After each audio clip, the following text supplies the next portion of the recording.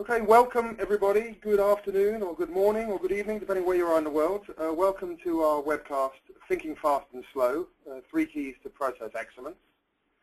This session was advertised as 30 minutes. It's actually going to be a 40-minute session, so apologize for that slight extension. If you have to leave exactly on the half hour, this event is being recorded, so you'll be able to get access to the recording as well.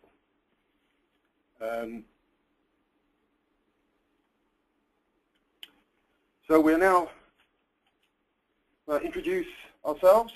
I'm Dan French. I'm founder and CEO of Consider Solutions. Many of you know us, been to our webcasts before. I'm joined by David Mitchell, who's our Executive Vice President for Transformation and Finance Process Optimization. Hello everybody and welcome. David's a former finance executive, led transformation, shared services and process optimization work around the world. So I hope you'll find the insights useful. A little bit of housekeeping before we start. You'll see in your interface on the web system, you will see the ability to ask questions. So please ask questions as you go through. Enter the questions in the panel. And we will endeavor to deal with them at the end of the webcast. If we don't have time to deal with them all, we will deal with them by email. If you have any technical problems, please use the same mechanism and someone will help you. So use that question panel. So a few words about Consider Solutions. Many of us know us. Some of you are our clients. So we focus on solutions for world-class finance, helping the business drive the appropriate business results, reducing cost of finance, optimizing cash flow, and managing risk in the appropriate way. And our footprint, we operate in 3 areas in that world, and our focus today very much is on the finance process optimization stream, and we provide a series of services to help organizations on that road. We have global clients in Europe, North America, South America, and Asia. You recognize some of these names. So gives you an idea of some of the company we keep. And by way of introduction, the notorious Donald Rumsfeld quote is out here again: the known knowns, unknown unknowns, and known unknowns. I think in this area, like many people, we've seen successful and unsuccessful transformation, and there's various hypotheses for what makes success or makes lack of success. And the stimulus for this webcast is a very interesting research from Daniel Kahneman, which is actually entitled Thinking Fast and Slow. And we're going to look at that a little bit and relate that to the issues in process excellence and process optimization. Now, we all know that we make assumptions and jump to conclusions in life, and it does work for us in life and death situations. It stops us getting run over on the road. It helps us make snap decisions. It's not always so good, though, for complex problems and complex decisions we need to make. So what we're really trying to do here is comment and respond to Kahneman's research, and also put that together with our own experiences and observations, and using the new models to interpret existing evidence. So that's allowing us to tackle some of these unknowns and hopefully move them into at least the known unknowns, if not even the known knowns. So you will have seen in the invitation references to Daniel Kahneman's work, so you'll be seeing a little bit of that as we go through. And it certainly gives us a way of thinking about the kind of problems we see. Now we're thinking about 3 keys to process excellence as part of this. Now we're going to come to these 3 keys, but we're also going to talk to you about 3 tools that may help you practically. So we've got 3 keys and 3 tools as we go through this, as well as hopefully a little bit of interesting insight into what Kahneman's work does to illustrate how we might improve decision making. So this is our agenda.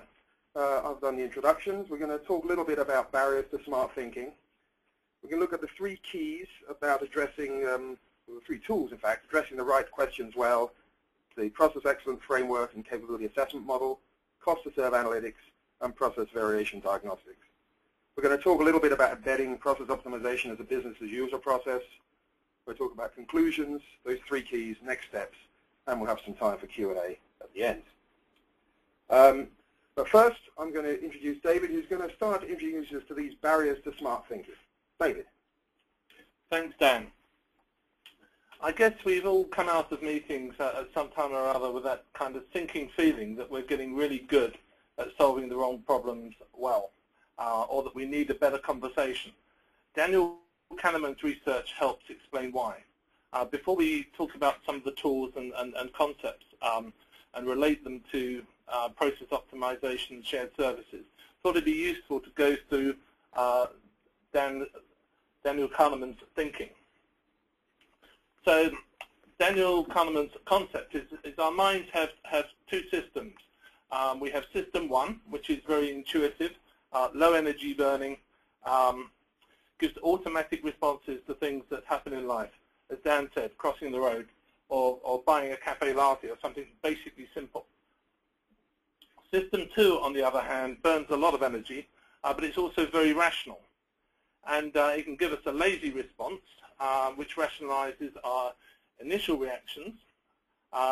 It can substitute easy questions for the real questions, but hopefully we can get through to a considered response, which is objective and fact-based. But the problem is, as issues arise in the real world, we filter them. We reduce the information. We have biases. We have groupthink. We have learnings from the past, which sometimes we inappropriately apply to the current situation. So to get to the right answers, we have to overcome these barriers. We have to get through system one. System one has to recognize that there is an issue that system two needs to kick in and solve. We need to avoid the lazy response. We need to avoid substituting an easy question for the real question and get to the considered, objective, fact-based, rational response. But before we apply this in detail to process optimization, we thought we'd illustrate the extent of the problem with two examples. The first example is the question. A bat and ball costs $1.10. The bat is $1 more than the ball. How much is the ball? Straightforward question. It's surprising how many people give the automatic response of 10 cents. Then, when prompted to think a little bit more, system two kicks in and it does a subtraction. It takes $1, 10 cents, subtracts $1, and comes up with the answer of 10 cents, confirming the initial opinion. But it substituted the wrong question. It substituted a subtraction question for a simultaneous equation question. Now, most of us have the math to do a simultaneous equation, but it's quite amazing how many of us remain happy with the wrong question, the answer to the wrong question, rather than actually doing the more difficult, the more considered question and getting to the right answer, which, as you can see, is 5 cents. Now, a problem with an even higher hit rate of substituting the wrong question is what is known as the Monty problem. Now, a number of you may have seen this problem before, but for those of you who haven't, I'm going to pause a few seconds to give you a chance to come up with your own answers. So at a game show, the contestant is given the choice of 3 doors. Behind one door is a car, and behind the other doors are goats. They pick a door, and the host, who knows what's behind the doors, always opens another door, revealing a goat. He asks the contestants, do you want to switch your choice to the other door? So the question is it to their advantage to switch choice of doors? So if you don't know the answer to the question, it's worth putting down your quick response. Is it to their advantage to switch, or should they stick?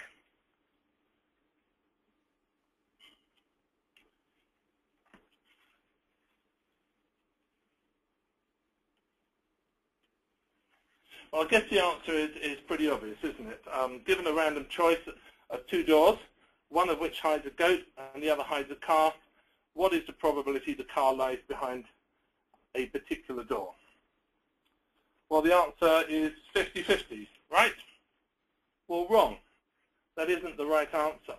I've run this question past many people with a good background in maths. I've actually answered it myself and got it wrong, as have a number of my colleagues.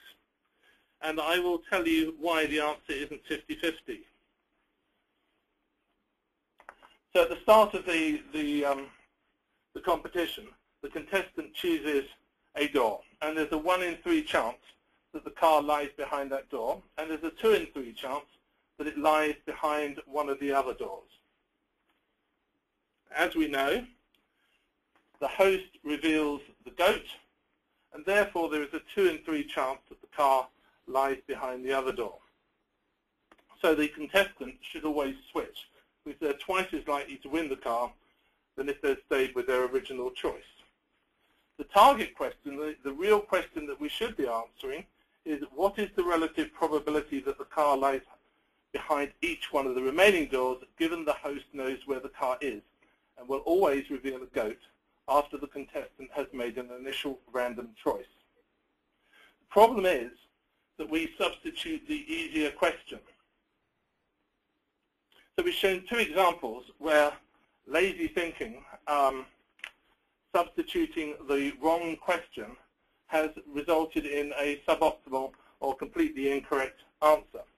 But surely this doesn't happen in business. Business, of course, is a lot more complicated than selecting cars from goats. But we think it does. Our observation is in business and in process optimization and some of the decisions that we have to make around transformation, the same issues arise. There's the reality happening in our shared service centers, in our businesses, and in our processes.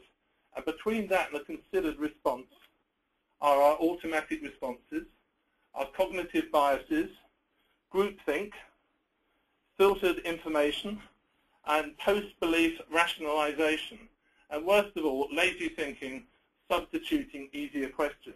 Where we want to get to is a considered response. We want an objective response. We want to frame the right questions. We want it to be fact-based, rational and analytical. We want to be able to test it out. We want our peers to be able to challenge it. And we want it to be proven. We want it to be scientific. And in fact, that considered response is something we want to embed in the business-as-usual transformation procedure.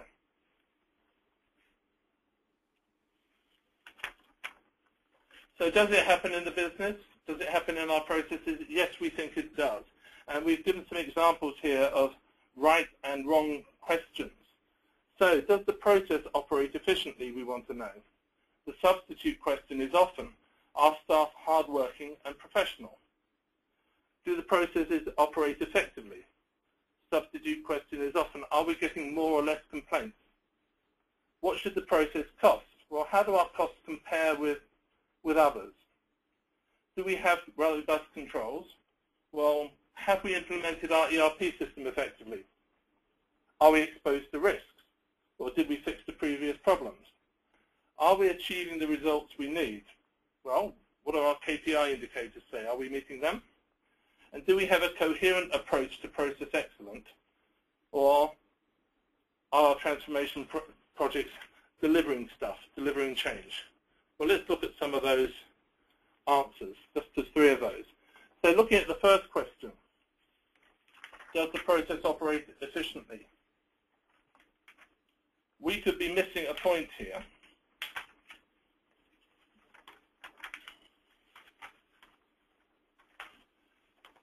Staff could be working hard, fixing problems caused elsewhere and on activities that could be automated. So we're missing the opportunity to automate and to simplify. Do we have robust controls? Well, our ERP controls only cover 25% of the landscape. So we could be missing the potential to strengthen the scope of controls if we substitute the easy question. And finally, are we achieving the results we need? Well, we may have measures maybe having unanticipated consequences and driving some counterproductive behaviors.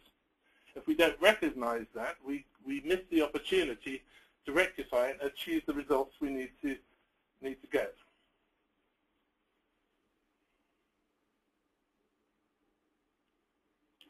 So wrong questions are more likely to reveal the goat than the car. A structured diagnosis and diagnostics leaves no stone unturned, and it avoids filtering important, but what we sometimes see is intuitively irrelevant clues. So we're going to be looking at three tools, three diagnostics, which we believe are effective in framing the right question. They also help process optimization and transformation become a more systematic business-as-usual procedure. So we're going to start by looking at the right landscape. So to get to the right question, we need to look in the right place. We need to look at the right landscape. End-to-end processes definitions have been very effective in creating the right landscape to solve problems. In particular, process owners and process communities have been a powerful force for change. And one of the reasons for that is that the problems, a lot of the issues are not buried in silos, but they're spread across the process rather than within the silos.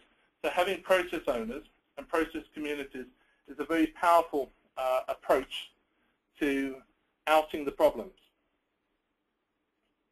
I'd also like at this point to distinguish between a process owner and a process operator. So the process owner operates across the process owner leads change across the end-to-end process, whereas a process operator manages within the silos activities on a day-to-day basis. Process taxonomies are therefore very useful in setting the landscape, but is this the only way to view the landscape?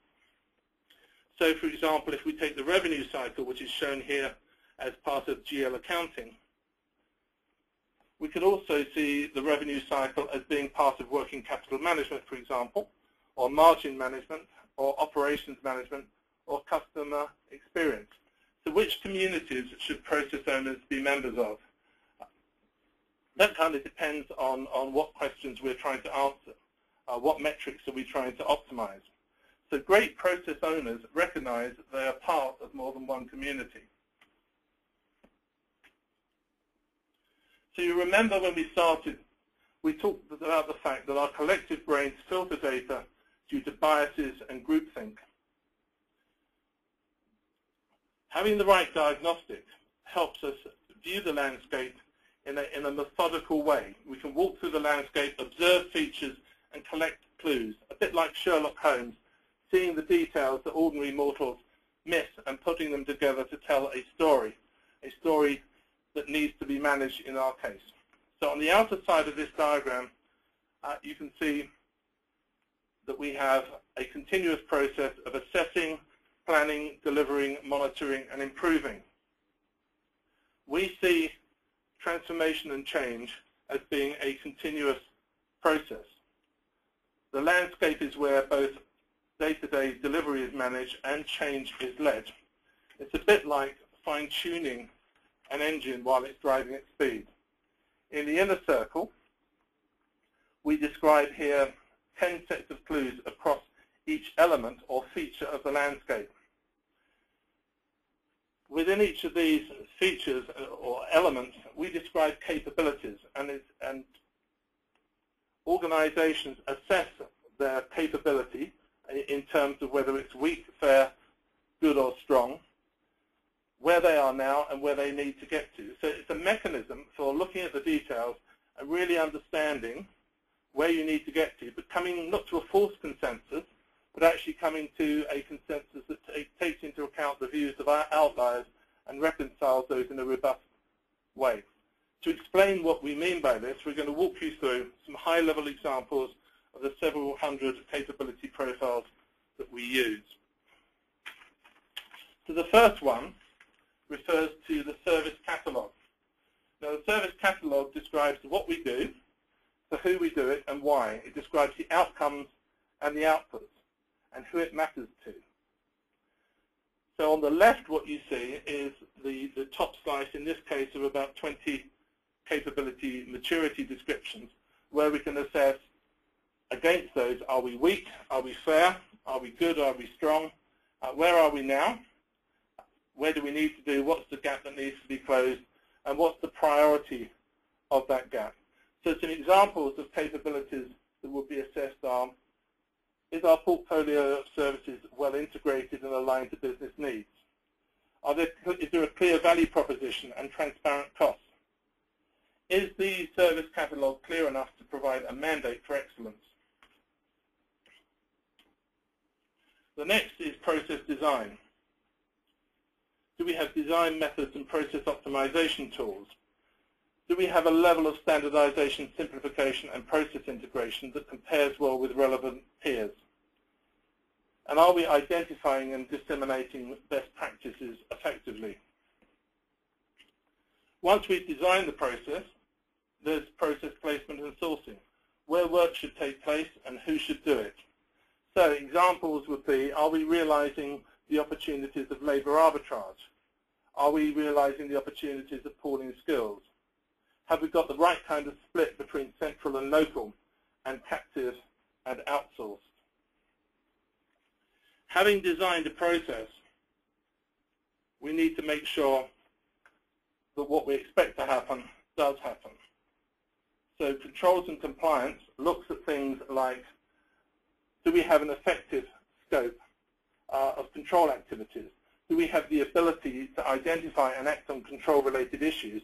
And are we making good use of controls automation tools? KPIs and Insights is about knowing what good looks like and the story behind our performance.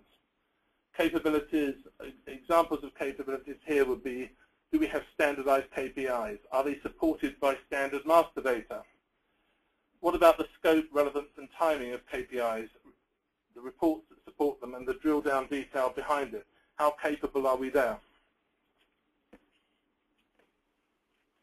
Once we've designed a process and that fits the purpose, we need to be able to resource it. And we can resource it in one of two ways. We can either automate or we can use skilled resources. So automation is about the capability to ensure efficient and effective operation. So examples of where the best stand out from the rest are high levels of standardization versus fragmentation of the ERP landscape. Another example is the effective relationship between finance and IT. How effective are they in defining requirements and also using the functionality that's available? Next, we look at skills and talent. So that's about getting the right capacity and competencies to deliver. Good companies understand future finance talent's requirements. They often use a competency framework to assess and manage that. They also have comprehensive talent management strategies around attracting, retaining, deploying, developing staff, and also performance managing those staff through their careers. The next area of the landscape where we look for clues of possible opportunities is around organization structure and governance. That's about how we delegate, organize, and provide management and leadership. Examples would be effective delegation and segregation of accountabilities and responsibilities. How well do we define spans of control? Are they cost effective? Are they appropriate to the nature of activities being managed? An area that may be new to some of you is business service management. There's a lot of emerging interest in this, particularly with the more mature business service centers. This is about building a service and customer-centric organization that delivers value for money. So examples of business service management capability would be supply and demand management, for example, process ownership, continuous improvement, cross-functional process communities, and also a mechanism which effectively listens and responds to stakeholder needs and satisfaction levels. And finally, risk management. We define risk management as the ability to manage the effects of uncertainty on key threats and opportunities around the services provided. So example capabilities there would be the approach to identifying and mitigating risks and the maturity of risk response plans and practices. So a good diagnostic should build systematic consensus around multiple data points. It should start to bring all the relevant clues onto the table and tell the opportunity stories that need leadership to realize them. I've described so far a qualitative diagnostic. Cost to serve analytics is an emerging quantitative analytics. People often use benchmarking. Cost to serve analytics goes into more detail. Cost to serve analytics links capability, cost and value together to tell a bigger story. It helps frame and answer questions such as, if we change practices X, Y, and Z, how will it help deliver savings, for example, of A, B, and C to business units 1, 2, and 3? Helps us understand what causes the variations in the cost to provide different services to each business unit. What are the causes of variations? It models the impact of complexity on cost. So if one customer or one business unit or one type of transaction is more complex, it highlights that. It also links working practices to value delivered and cost to serve.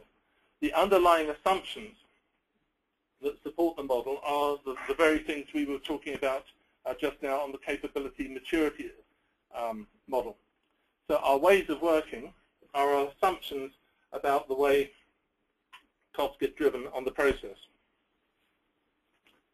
Cost to serve analytics models resource consumption, takes into account the complexity factors, the different types of transactions. It takes a process view of costs. It models resources consumed, enables us to understand the variations in cost to serve by different business unit, location, geography, etc.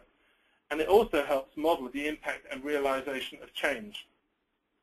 And it links practice to cost and benefit.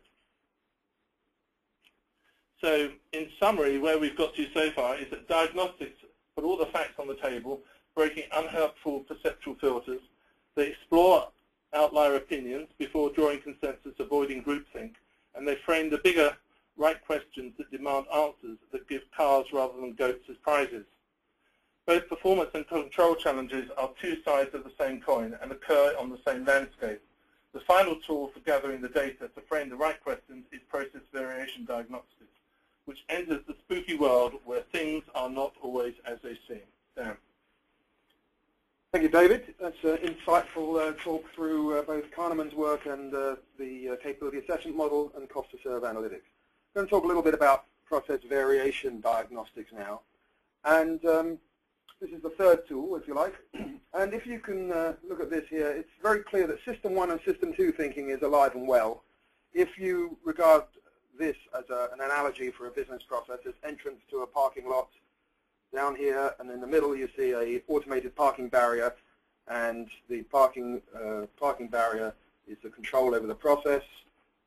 It's a standardization and control mechanism, and as you drive in, you swipe your employee ID card, it recognizes you, opens the barrier, you go through, and so on, as you can gather.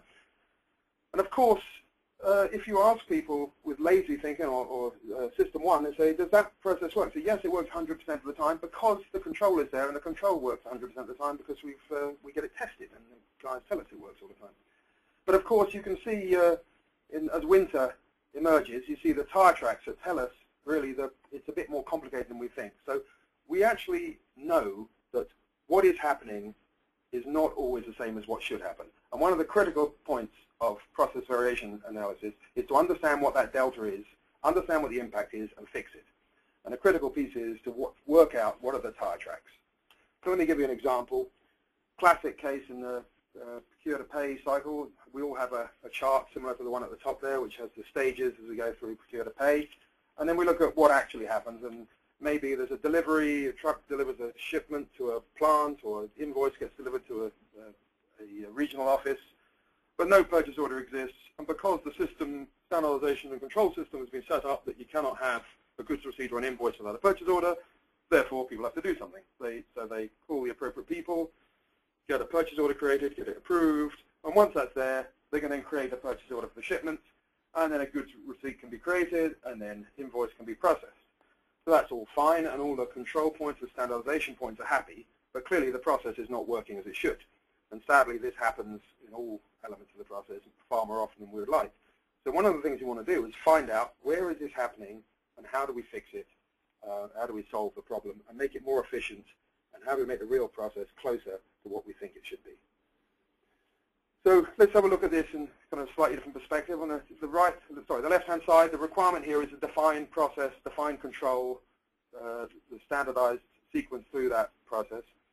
On the right there, the scorecard, that's basically the set of KPIs that we use to manage our performance, measure ourselves, and these KPIs sometimes drive unintended consequences, such as a heavy focus on purchase orders when the organization or the behaviors aren't quite ready for it yet. And then what actually happens, we saw before, perhaps getting around the system, but the impact of that can actually have a lot of efficiency effects. So when you end up with multiple touch purchase orders because the organizational behaviors aren't set up to do a one-touch creation, but because they have to create a purchase order, there's lots of multiple touches, very inefficient waste of effort. But equally, when that is changes to pricing and terms, it has an impact on cash flow. And you can see some of these ideas of performance impact and the kind of sources of what those issues might be and what they might be. And the key point here is, as David says, the performance and control, or performance and risk, are two sides of the same coin.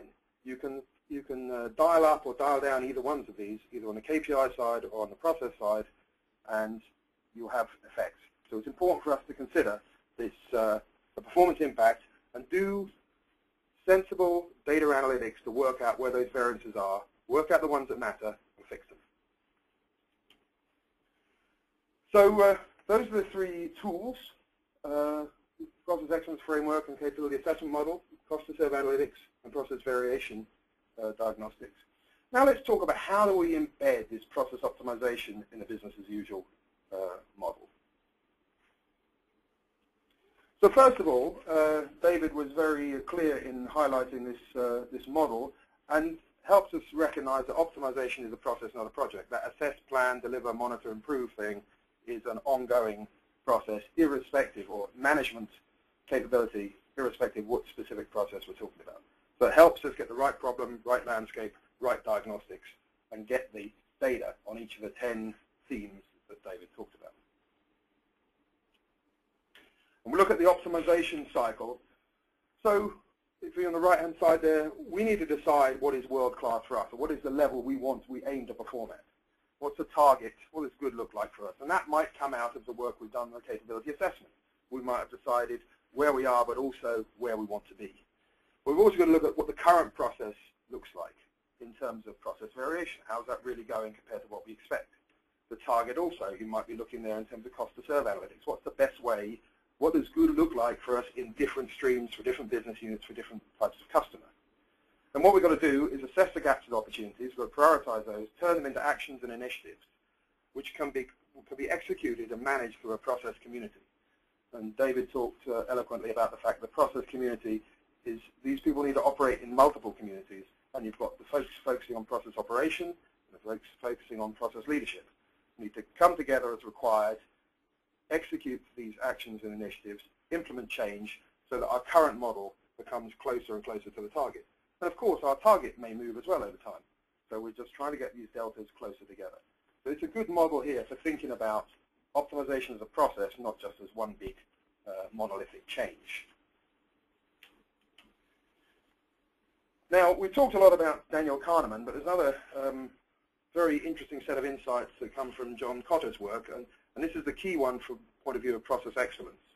If you think about process ownership and process operation, there's managing the process today, managing the business today, all those things on the left, which is making sure we're optimized in what we have today. And on the right-hand side, it's leading, establishing direction, creating the kind of process we need for tomorrow. And you can regard that as process operator on the left and process owner on the right. Now, or process leader. Now, in most organizations, both of these are regarded as a process owner. And in fact, both those roles could actually be taken by the same leader. Both those roles could be taken by the same leader. But what's interesting about Cotter's work is he talks about the need for an organization and for management to have this dual operating system, the ability to manage for today and lead for tomorrow. So that's kind of an interesting way to think about your role in process ownership and leadership. So we've talked through that. Let's just come to some conclusions and talk about next steps and get to your questions. if you haven't asked any questions yet, remember, you still got time to put them into the interface. Ask some questions. There's some building up here. So we talked about 3 keys, and we said there were 3 keys, and we've talked through the 3 tools. And these really relate. So the top one about focus, getting the right problem, right landscape, right diagnostics, is actually all about exploiting the capability assessment that David outlined, exploiting that well, understanding the problem, and getting a good, detailed understanding of where we are against it. Then there's a whole point about distinguishing the process operator from process owner, managing today from leading tomorrow, and looking at that piece and organizing to deliver also through using cost to serve analytics, making sure we're well positioned with the various variants that we operate as a business. And then the learn and repeat piece, we talked a number of times about the fact that performance and control are 2 sides of the same coin. We know that what should happen is not what is happening in all cases, so we need to find a way of doing the variance analysis to work out the critical things, and also recognizing that optimization is not a project. So let's talk about some entry points for deeper insight. We talked about the 3 tools which relate to the 3 keys. So if you want to assess the process excellence capability, there's an online assessment based on the couple of hundred items that David referred to. That's coming soon, and you'll be able to do that, to be able to take that at will for a high-level assessment. We're also delivering a workshop-driven capability assessment to really get the stakeholders around the table to get a common assessment there. Cost to serve analytics, a workshop to understand what are the cost drivers for the process, and then more deeply to get into the analysis of the cost to serve by stream. And in process variation analytics, understanding what are the factors that are likely to impact variances at a behavioral, practical level in terms of what's actually happening today. That's understanding those key drivers, and then using that to do some automated data analytics to get a variance analysis. So these are things you might want to think about as you drive forward in your world. So it's probably a good time now just to do the commercial for the 2 pieces of research we've been referring to. Daniel Kahneman, Thinking Fast and Slow. If you are still struggling with some of those questions that David asked earlier, there's even more in the book. It's definitely a brain teaser, and with some very, very good research and analysis. And then John Cotter's book, Accelerate, talks about the dual operating system that management need to have. So we come to the questions. If you do have, we've got time for a couple of questions. We've got quite a few here, but we have touched the tip of the iceberg on a number of these topics, on the implications of Kahneman's model and the approaches that you can take to rethink how we do this. We'll talk about the 3 tools and the 3 keys. Just getting into the questions, a number of questions here. There was actually a question arguing, or perhaps stating that bat and ball answer is wrong, or that you might want to read the book. Anyway, you read the book or just think about it again. A couple of questions here, actually related to examples. Capability assessment model. Can you explain more what we would learn and actions we might take based on this, David? Okay. So one of the pieces of a capability assessment is it makes clear at quite a detailed and granular level what the change needs to be. And because you know what the change needs to be, you know what's involved in that change, so that helps plan it. Also, because you know in detail what the change needs to be, you can measure that you've actually achieved it. Another thing is because problems are holistic, you're solving the problem rather than just moving it. Okay, thanks, David. This is an interesting question, actually, and it's what's the difference between process variance analysis and cost to serve? That's a very interesting question because they're both related to variances. So I'll just articulate that. Perhaps didn't do that enough justice earlier. So basically, cost to serve models variances in the costs of your business based on the way things should be working, the way your business is structured, the types of customers, the types of ways you operate. The process variance analysis is based on what is actually happening in behaviors, and those behaviors are exposed by transactional data in your systems. So, for example, there's 2 typical situations. One is we believe our process is already standard based on the standardization and control points embedded in our systems and policies. In those cases, you tend to check those control points and brainstorm the ways they can be circumnavigated, if you like, like the car park, tire tracks, and then you do the transactional data analysis to find the instances of that, fix it. And then the second example is typically where we know the processes aren't standard, so we've got to brainstorm the key things that affect process integrity and efficiency effectiveness, and then look at our tolerances and do the data analysis on that. So I hope that's slightly more clear. I'm aware that we have hit the 40 minutes, so there are a few more questions which we'll deal with by email. If you have any more questions right now, you can either pop it into the interface before the system closes down, and then we will capture that and get back to you, or you can send us an email. There's various pieces of thought and thinking on that on our website, on Twitter handle. Thank you very much indeed for your attention. I hope you found it useful. Thank you, and good afternoon. Thank you.